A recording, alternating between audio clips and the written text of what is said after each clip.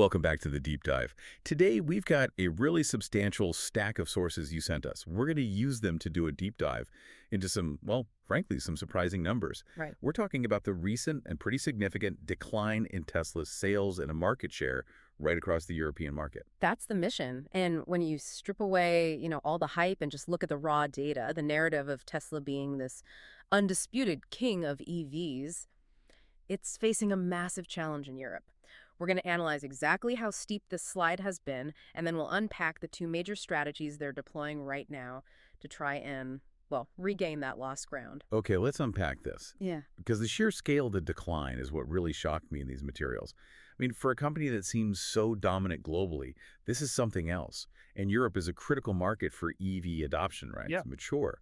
And Tesla's dominance there is, well, it's clearly evaporating. It is. And the data, it shows this long-term slide that has now, I'd say, hit a crisis point, at least in terms of volume.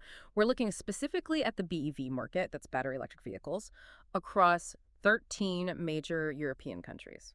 So give us the headline figures on that market share drop. I think framing this as a kind of a multi-stage decline helps it all sink in. Okay, let's track it from their peak.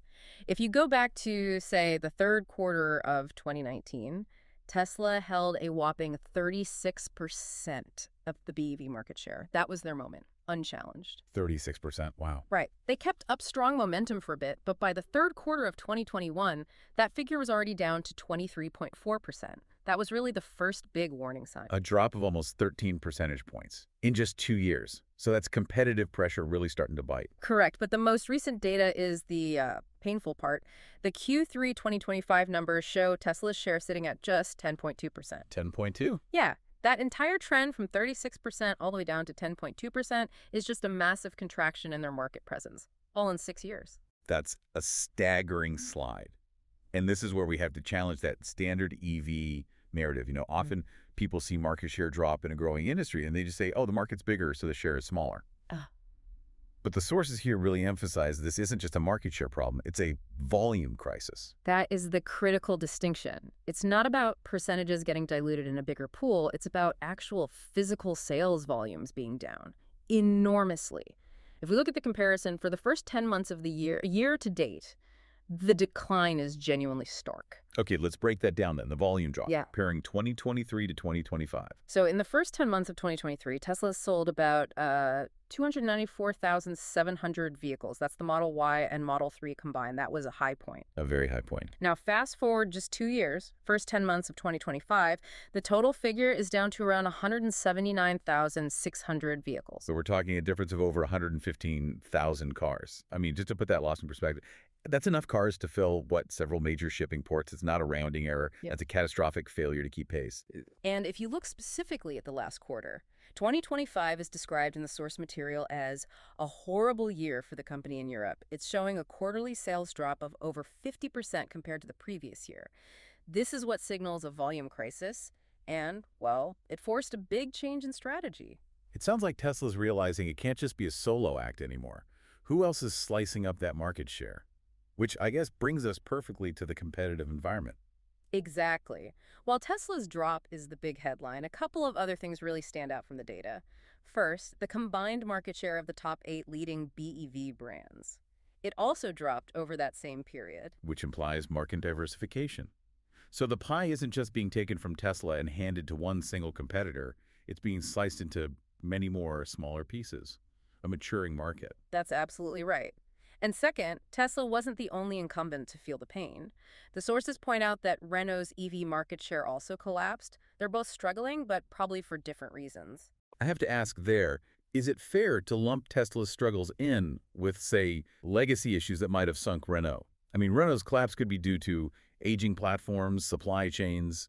Yeah. That's a different kind of problem than what Tesla's facing. That's a crucial distinction to make. The analysis suggests Renault's problem was, you're right, arguably, from relying on older, less desirable models. Tesla's decline, on the other hand, is happening despite them having a pretty refined product. Tesla's problem is market maturity meeting fierce, high-quality competition. And while some brands struggled, others soared. The sources highlight that Audi went from basically nothing to significant market share in this time. It looks like they stole it directly from a rival like BMW. So what did Audi do right? If we connect this to the bigger picture, The rapid diversification we're seeing shows just how fierce the competition has become, especially in that premium segment. Audi, for instance, they capitalized on buyers wanting a higher-end luxury interior, something Tesla gets criticized for, All right? the time. And crucially, they leverage their established dealer networks for servicing. That still matters a lot to European buyers. So the takeaway there is that Tesla can no longer rely just on its tech or its charging network. The novelty has worn off. They have to compete on price, quality, and service, just like the incumbents. Yeah. Which brings us to strategy number one, the price hammer. Tesla is rolling out cheaper, decontented versions of the Model 3 and Model Y in Europe. This is a textbook move, but there's a lot of hope attached to it. The strategic hope is that these price cuts will be vastly more effective in Europe than they've been in the US, especially when you combine them with government incentives. Before we get into the specifics, let's just clarify that term, decontented. For anyone listening who isn't steeped in auto industry jargon, what does that actually mean? Decontented just means scaling back on non-essential features to hit a lower price point. We're talking simpler interior materials, maybe fewer standard features like heated rear seats or the premium audio system. It's about offering just enough car to get that entry-level price. Okay, let's use the Germany example from the sources. It really illustrates the scale of the change for the consumer. Absolutely. In Germany, the price for the low-end Model 3 dropped from around 46,000 euros, that was for the premium model, down to about 38,000 euros for the new decontented version. That is an 8,000 euro reduction. It lands directly in the buyer's pocket. And just for some historical perspective, the sources note prices were around 42,000 in mid-2023. Even back in early 2021, 40,000. So 38,000 is an extremely aggressive move. It's designed to shock the market. And this is where that crucial contrast with the US market comes in. It's the whole backbone of this strategy. Right. Tell us how it played out differently over in North America. Okay, so in the US, prices dropped by around $5,000 to $5,500. Right. A decent cut, right?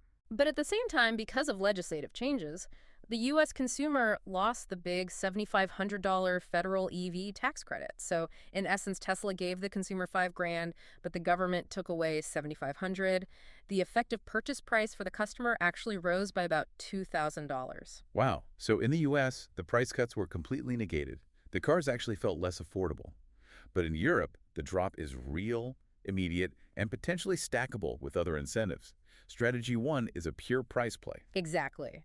But price isn't the only weapon. Strategy 2 is leveraging their core tech, full self-driving or FSD. The sources detail that Tesla is now offering customer test rides, specifically to show potential buyers FSD in action.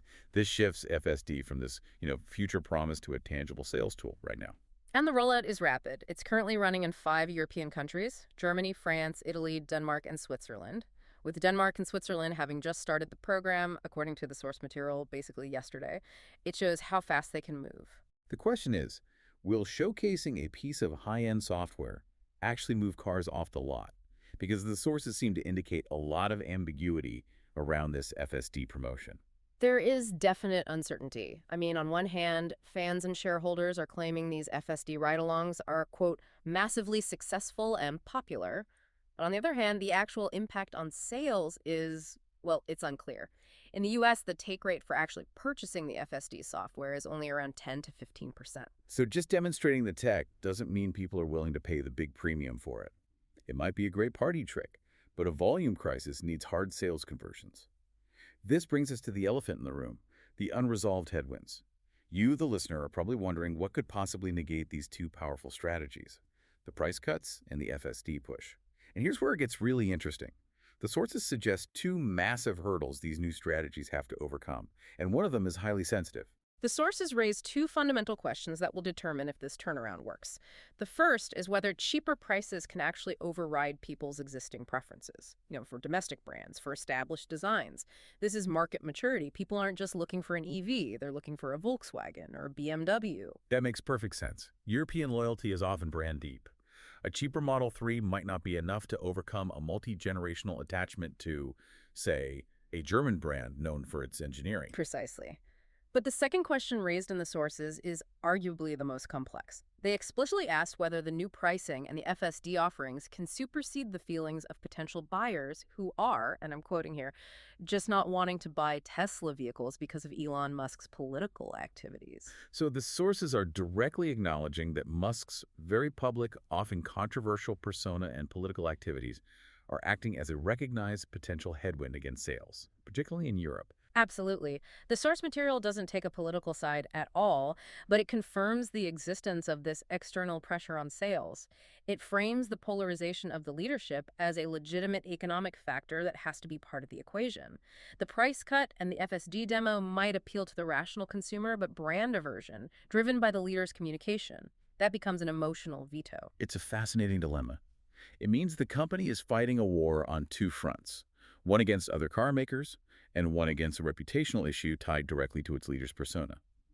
It suggests that leadership communication, especially in today's environment, is a measurable variable in hard sales data. This is a real-time test case in how quickly brand perception can impact sales. The source material forces us to see that marketing a car today, it isn't just about horsepower and battery range anymore. It's about the politics, personality, and public perception of the person at the very top. So, to summarize the core tension we've unpacked today, we have a company facing a real volume crisis in a key global market, Europe. Their response is immediate, it's powerful, aggressive pricing, and a big tech push with FSD. But both of those strategies face resistance, not just from rival cars and entrenched loyalties, but from deeply held consumer reservations tied to public actions and communications of their leader. It creates this volatile cocktail of variables that will define the next chapter of Tesla's story in Europe.